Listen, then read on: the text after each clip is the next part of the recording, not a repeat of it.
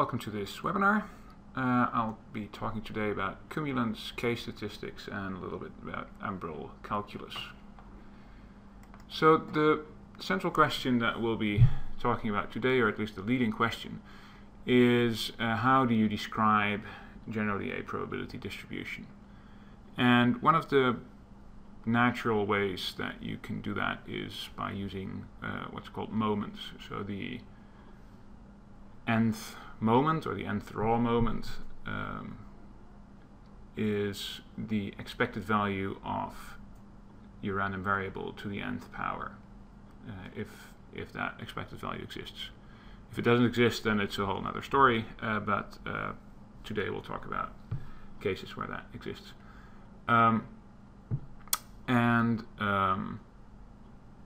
So this is a fairly natural thing to discuss, and if n equals 1, and we talk about the first moment, that's the mean of the probability distribution. The second moment, the expected value of x squared, is related to the variance, but it's not exactly the same.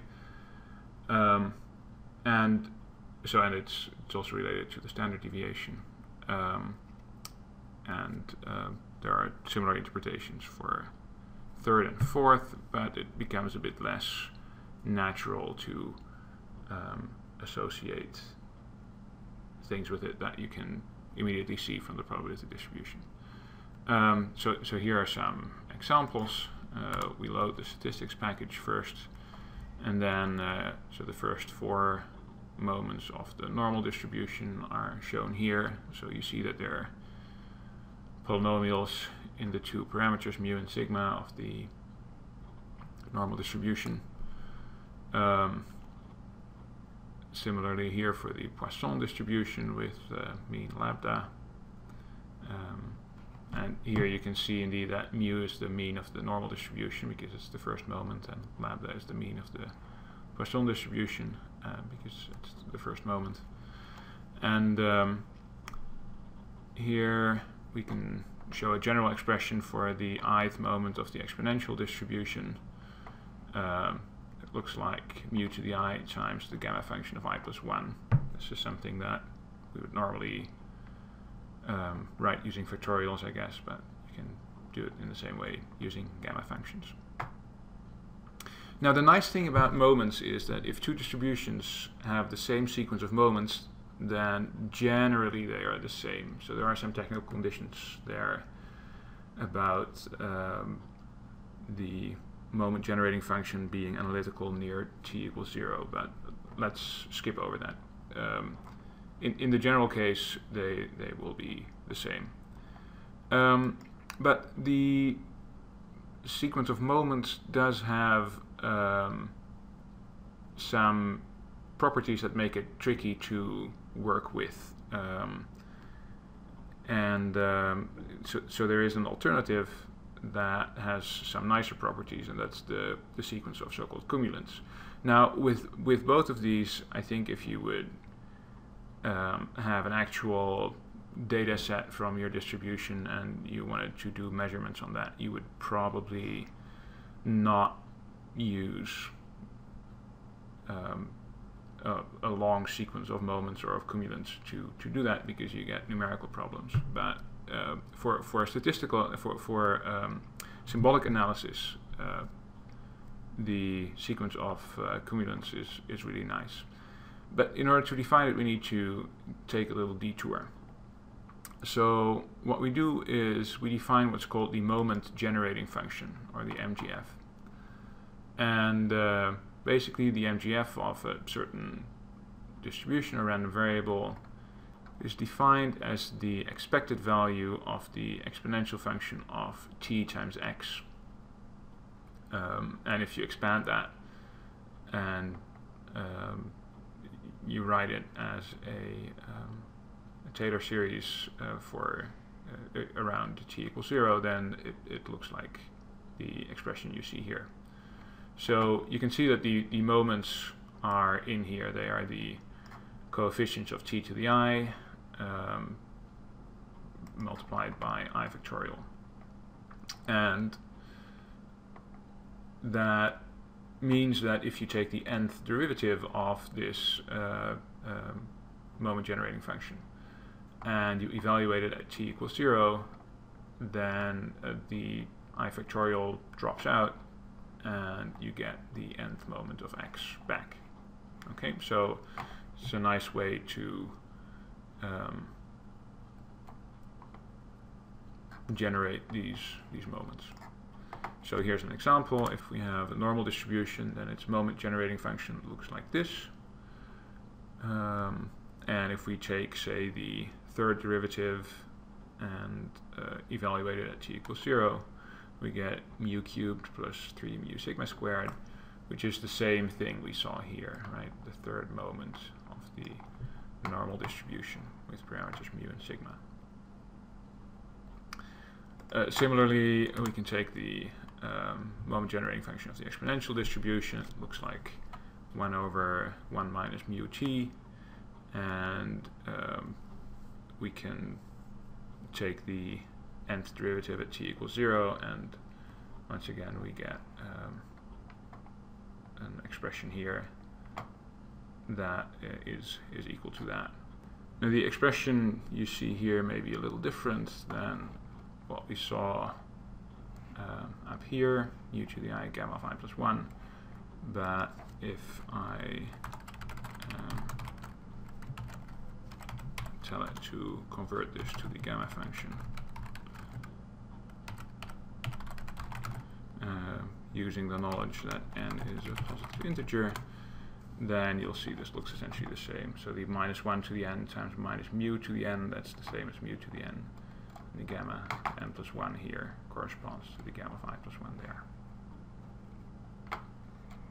Okay, so this is the moment generating function, and derived from that is the cumulant generating function, which is the natural logarithm of the moment generating function. And here we can do the same thing. We can write this as a Taylor series at t equals 0, and then the ith coefficient, once we correct for the I factorial, is the ith cumulant kappa I of x. Or equivalently, you can get it as the nth derivative of the cumulant generating function at t equals 0. So once again, we can ask, what is the cumulant generating function of the normal distribution? Well, clearly the natural logarithm of this is just mu t plus a half sigma squared t squared. And in fact, we can immediately read off what the cumulants are, because the first coefficient here is mu, the second coefficient is a half sigma squared, so that means the second cumulant is sigma squared, and all the other coefficients are 0. Yeah? So for the normal distribution, the first cumulant is mu, the second cumulant is sigma squared, and all the other cumulants are 0. For the Poisson distribution, we can create the cumulant generating function. It looks like this, and if we write this as a series in terms of t, we can see what the coefficient looks like. Coefficients look like here, lambda over 2, so that means the second cumulant is lambda again, third cumulant is lambda again, etc. Note that you can see here, and this is true in general, that the first cumulant is once again the mean, and the second cumulant is the variance. So this time it is exactly the variance, no further correction needed. And some very nice properties of cumulants are that if you shift your distribution by a constant alpha, or a, I wrote here, then the first cumulant shifts by a as well, and all other cumulants stay the same. So this is different from moments. People sometimes define centralized moments where they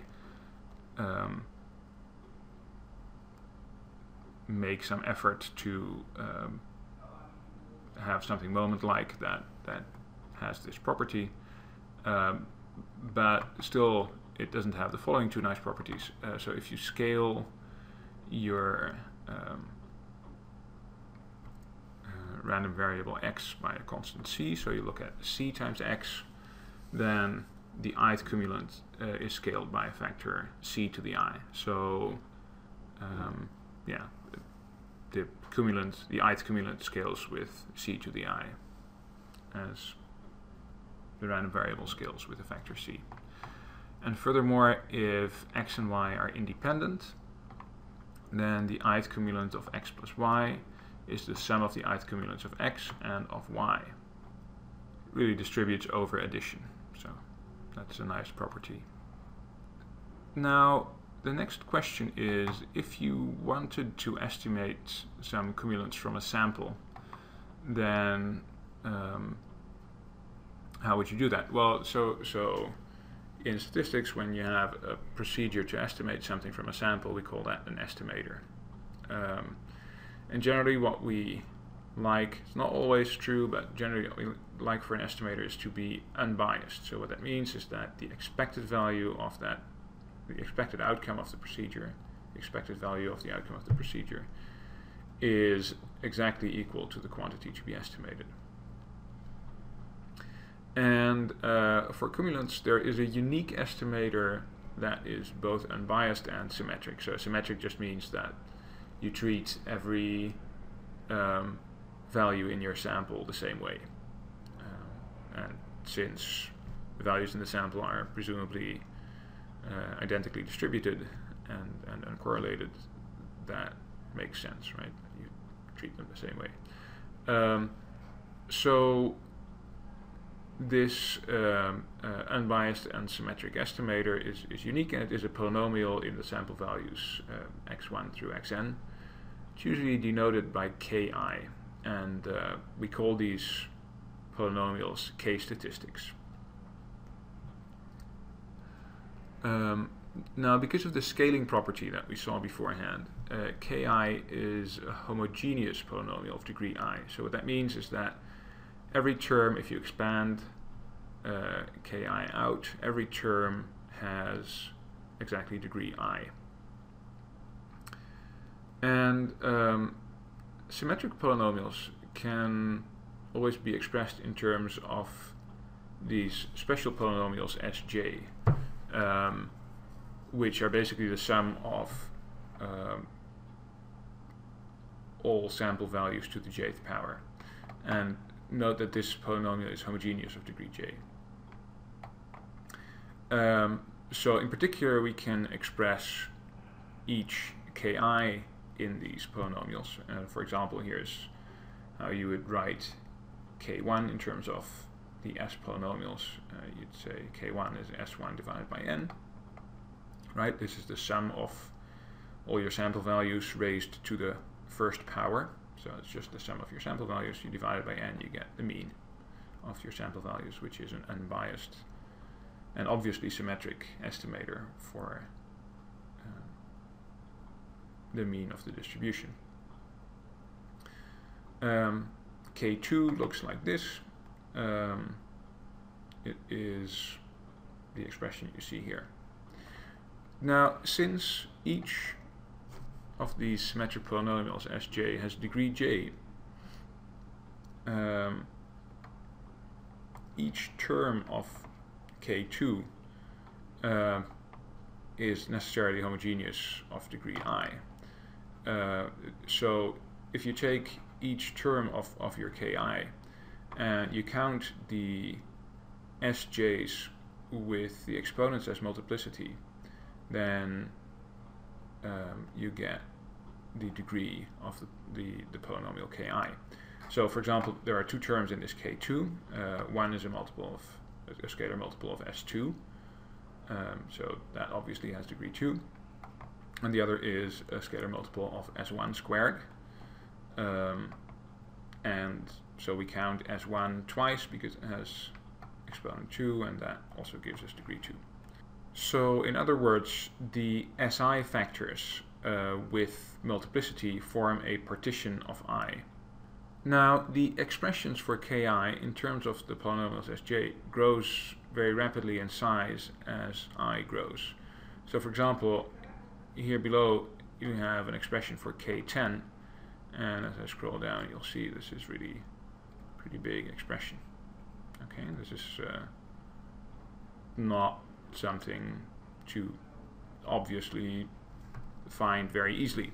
So it's interesting to think about what would be a good algorithm to find these polynomials. How do you generate these k-statistics? And there are several answers to that, several possible algorithms that you could use. And the most elegant theory that leads to a good algorithm is called Umbral calculus. So this is a very interesting framework. It has also yielded some interesting results in other areas of mathematics. So it sits very close to combinatorics, and it has yielded some results in wavelet theory. And basically the idea is you take some formal polynomial algebra on an alphabet that we call A, of variables that we call umbrae, and a linear mapping that's called evaluation, and it maps the elements of the algebra to the ground field, and it satisfies certain properties, certain axioms. So the elements of A, as I said, are called umbrae, which is the plural of umbra, which is Latin for shadow. And these umbrae play the role of sort of the random variables. They're independent random variables. And the evaluation map then plays the role of taking the expected value. So somebody who did a lot of work on this umbral calculus is the famous mathematician Giancarlo Rota. And here's a beautiful quote of a paper that was published posthumously, actually, of notes that he had worked on together with Jianhong Shen in 2000. And the quote is, as you can see, an umbra is a formal or dry, vividly speaking, random variable which has no probabilistic flash but is indeed endowed with the algebraic spirit of a random variable. So it behaves like a random variable, but there's no probability involved. So here are the axioms that actually define what's going on. Here is, so A is an alphabet. I should say umbrae like this. An alphabet of umbrae for which we generally use Greek letters. So it's when we say alphabet here, we just mean a set. So it's a set of umbrae for which we use Greek letters to denote the elements. And there is an integral domain called D, and the quotient field of that has to have characteristic 0. So what that means is it's something like the rationals or the reals or the complex numbers, or potentially a function field in T or something like that. There is, as the third point, a D-linear map, so a map that is linear with respect to all elements of D. That goes from the polynomial ring over D with variables in A. So we have polynomials in these Greek letters, and E is a mapping that maps these polynomials to the ground field, to our set D. This is called the evaluation map, as I already suggested, and it has the following properties. If you have a product of alpha to the I, beta to the j, ... gamma to the k, then and you have alpha and beta, and all these Greek letters are all different umbra, then the evaluation map maps them to the product of the individual evaluations of the powers of the umbra. Note that we don't have e of alpha to the I is e of alpha raised to the ith power, or at least not necessarily, right? So here you can see something that is also true for random variables. If we have the expectation, the expected value of a random variable, then that's, and we take the square of that, we don't necessarily get the expected value of the random variable squared, right? This is essentially what we've seen already. The first two moments of the normal distribution, the second one is not the square of the first, right? Okay, there's a fourth requirement. There must exist a particular umbrae epsilon with the property that evaluating epsilon to the n is 1 if n is 0, right? Epsilon to the 0 is equal to 1, so that must necessarily evaluate to 1. And epsilon to any other power evaluates to 0.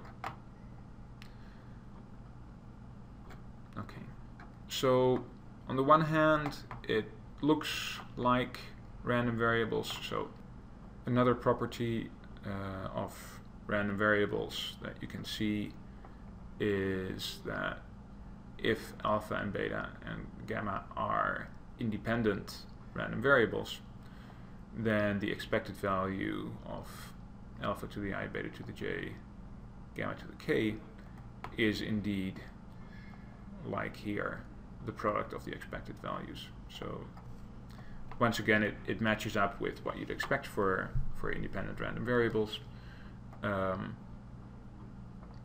So it is in some sense a model for what happens with the expected value of random variables. However, you can have in Umbral calculus, say, the evaluation of alpha squared be equal to -1, which cannot happen if alpha is a random variable, or at least a real random variable, and if E is the expected value map. So in some sense, Umbral calculus is richer than merely talking about random variables.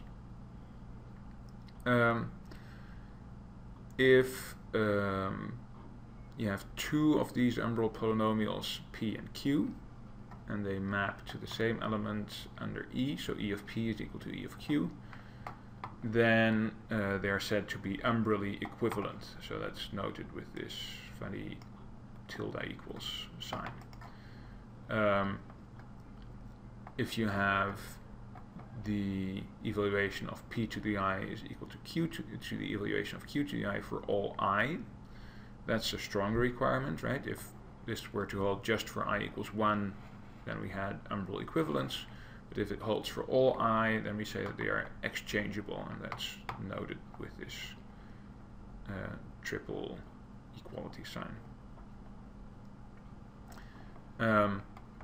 If we have a sequence, A0, A1, etc., we say it's umbrally represented by an umbrae alpha if the evaluation of alpha to the I is AI for all I at least 0. And in that case, we must have A0 equals 1, right? The alpha to the 0 is always equal to 1, and the evaluation of 1 is 1. So such a sequence must always start with the number 1. But what we usually assume is that if you have any infinite sequence in D that starts with the number 1, then there's not just one, but there are infinitely many umbrae in A that represent that sequence. And the name for that property is to say that we are working in a saturated Umbral calculus. And once again, if we tie this back to random variables, if you have an umbrae that happens to correspond to a random variable, this is like saying that you can have as many random variables with that distribution as you like. Okay. So as a little exercise, or a little neat example, a nice application of Umbral calculus is the following. If you have an umbrae that represents the sequence of so-called Bell numbers, B0, B1, ... then we call it a Bell umbrae. And these Bell numbers are defined as follows. the nth Bell number is the number of distinct partitions of a set with n distinguishable elements. So a partition is subdividing it into non-empty subsets. So for example, let me show you here. If we had a 3-element set, 1, 2, 3, then we could divide that into non-empty subsets by saying, well, we just take the set as a whole, or we can say we can take each element individually, or we can take any one of them separately. So maybe we take 1 separate and 2 and 3 together, or we take 2 separate and 1 and 3 together, or we take 3 separate and 1 and 2 together. So if you count, there are 1, 2, 3, 4, 5 ways in which we have done this. So that means that the the third Bell number is 5. It's the third Bell number because we started with a set of 3 elements, and indeed this is true. We can check this in Maple by saying Bell of 3, and it evaluates to 5.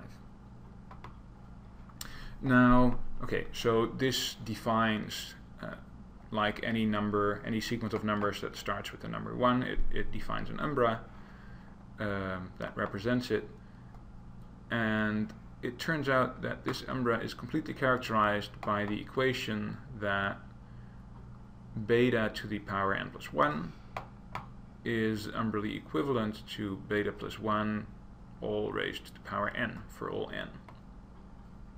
So what we mean by completely characterized is if you have an umbrae that satisfies this equation for all n, then it must be a Bell umbrae. And it turns out that this gives an algorithm for computing the Bell numbers. So you can expand the right-hand side, and now you have expressed the well, beta to the n plus 1 in terms of lower powers of beta. And you can just recursively apply that equation until you have betas less than 1, right? Or alternatively, and probably smarter, if you need, say, all Bell numbers b0 through bn, then you can start at b1 and just use previously computed values in the expansion of the right-hand side, right? So what I mean by that is you could say, well, we know that the 0th Bell number is 1, and now to get the first Bell number, we just raise beta plus 1 to the 0th power. Well, that is certainly 1 as well. And to get the second Bell number, we use n equals 1 here. We raise beta plus 1 to the first power, and then we evaluate it. Beta plus 1 evaluates to 2. And now here it becomes interesting. We have beta, we have n equals 2 to get the third power of beta, right? So beta raised to the power 2 plus 1. This is umbrally equivalent with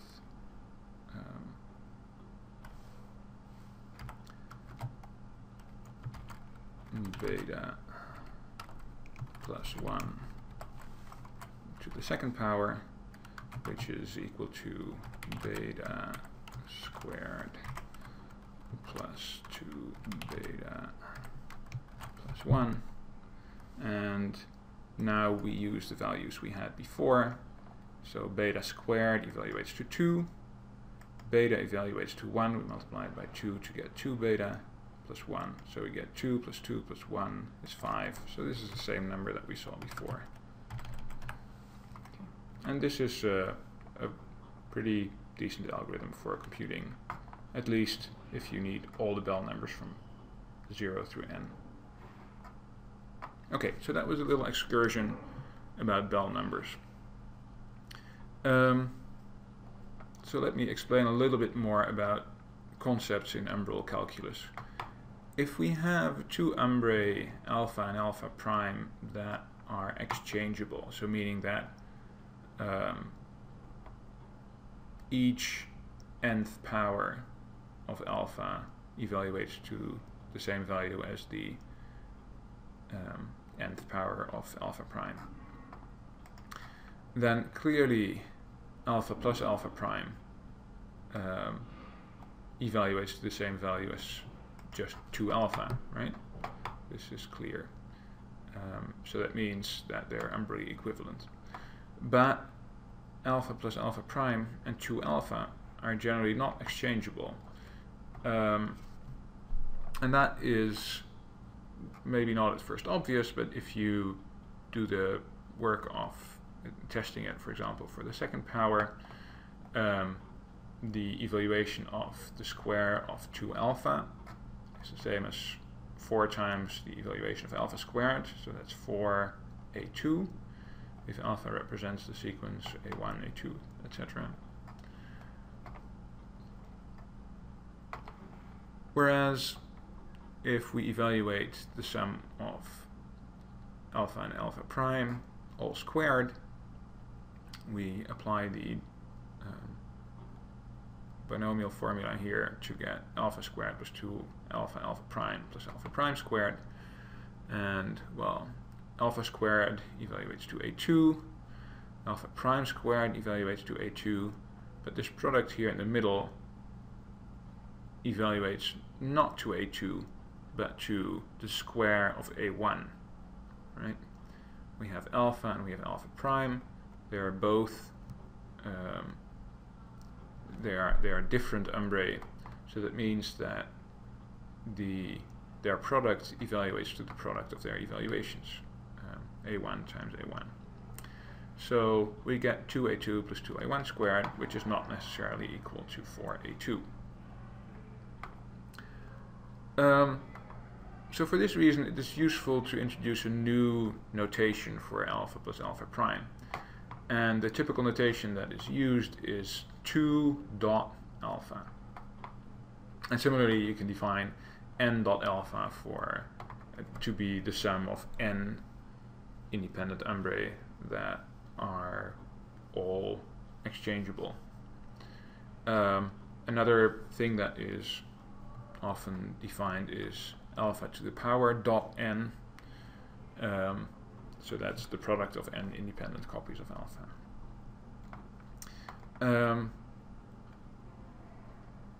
Okay, so in order to find the evaluation of powers of n dot alpha, you need to use the multinomial theorem and some clever combinatorics. And this combinatorics involves integer partitions. So an integer partition is in some sense similar to this notion of partitions that we had here before with the Bell numbers, except now we have indistinguishable objects. So we have a multiset 1, 1, 1, then you can again reason about how you subdivide them into subsets, sub-multisets, I guess you would say. And then what you get is essentially a way of writing an integer as a sum of positive integers. So here you could say 3 is written as 3 or as 1 plus 1 plus 1 or as 1 plus 2. And these are all different ways of writing 1 plus 2. Okay. So the way we normally do it in a partition is we write them in non-increasing order, and then we call the result a partition. So we write this notation here to say that lambda is a partition of I, and we call the number of parts the length of lambda, and it's usually written as curly L of lambda, or you sometimes see V of lambda as well. There's an alternative notation, so you can write lambda as either lambda 1, comma lambda 2, dot dot, comma lambda t, or you can say 1 to the power some number, 2 to the power some number, etc., etc., where these exponents are the number of parts of lambda that are equal to that number. So, for example, if we have partition of the number 6, you can write it as 1 plus, let's do it in non-increasing order, 3 plus 2 plus 1. So we could write this partition as either 3, 2, 1, or alternatively as 1 occurring once, 2 occurring once, and 3 occurring once.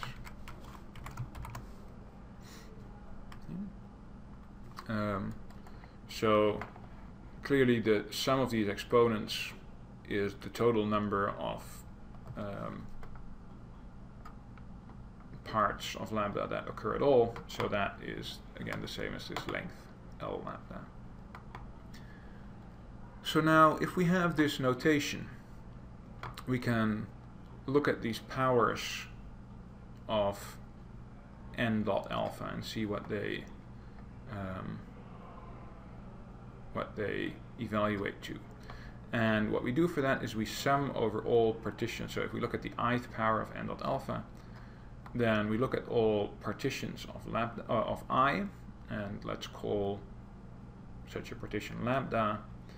And then there are 3 factors that we multiply for each such partition. The first one is the product of the integers, the L lambda integers that are n, n minus 1, n minus 2, etc. Just written in this way. And there is a d lambda and alpha lambda. And d lambda is a product, or rather a quotient of factorials. So this uses the notation like this to define R1 and R2, etc. And then it's this ratio of factorials raised to certain powers. And this alpha lambda, it also uses these exponents R1, R2, etc. And it is alpha raised to the power dot R1. So remember, this is R1 independent copies of alpha, and alpha prime raised to the there should be a square here. So we have R1 copies of alpha and R2 copies of alpha prime raised to the power 2, where again alpha prime is an independent umbrae that is exchangeable with alpha. Okay, so now we've seen a bit of umbral calculus. Now let's get back to the question that we're trying to solve in this section, right? We were trying to say, how do we compute these k-statistics? So the answer to that is, well, if we have a random sample x1, x2, dot dot dot xn of independent and identically distributed values, and alpha represents the sequence of moments of that distribution, then clearly if we have this polynomial Si, as you remember, that's the sum of the sample values to the ith, the expected value of that will be n times the ith moment of our probability distribution. So that can be written as the evaluation of n dot alpha to the I.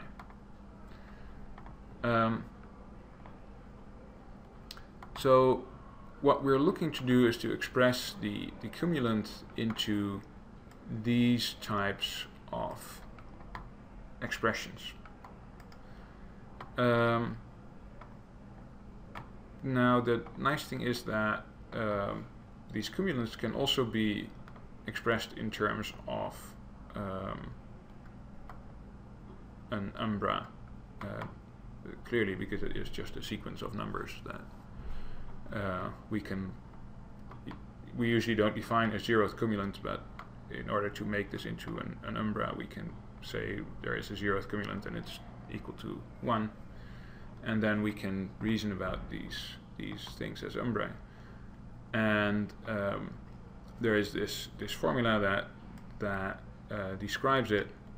So it's once again a sum over all partitions of a number I to get the ith cumulant.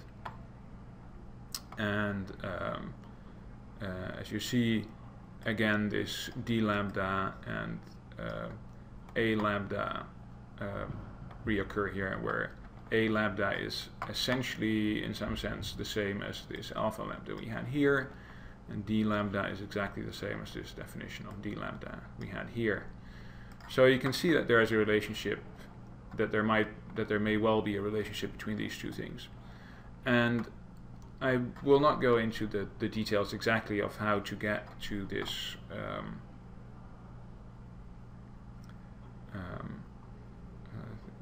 how to work out the final steps, because it is a whole paper. But I can tell you that it leads to a very nice algorithm, and it is described in a paper by 3 authors, Di Nardo, Guarino, and Senato. They have a 2006 paper that describes it, and it was implemented in Maple. There are 2 worksheets in the MapleSoft Application Center. Here you can see a link.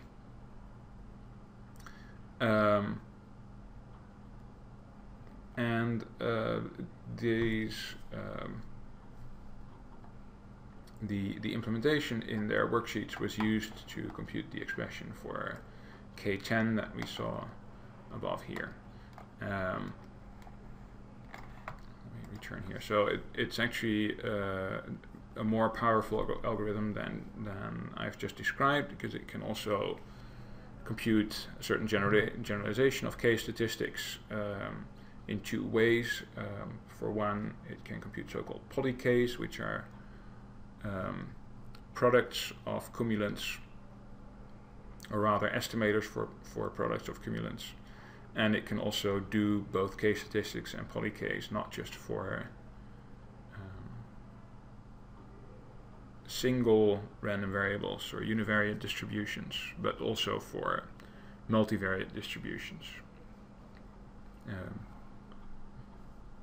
And that brings us to the end of this webinar. I would recommend looking at the worksheets in the Application Center that I've linked to. They are very interesting implementations, and would be certainly interesting to look at. Thank you.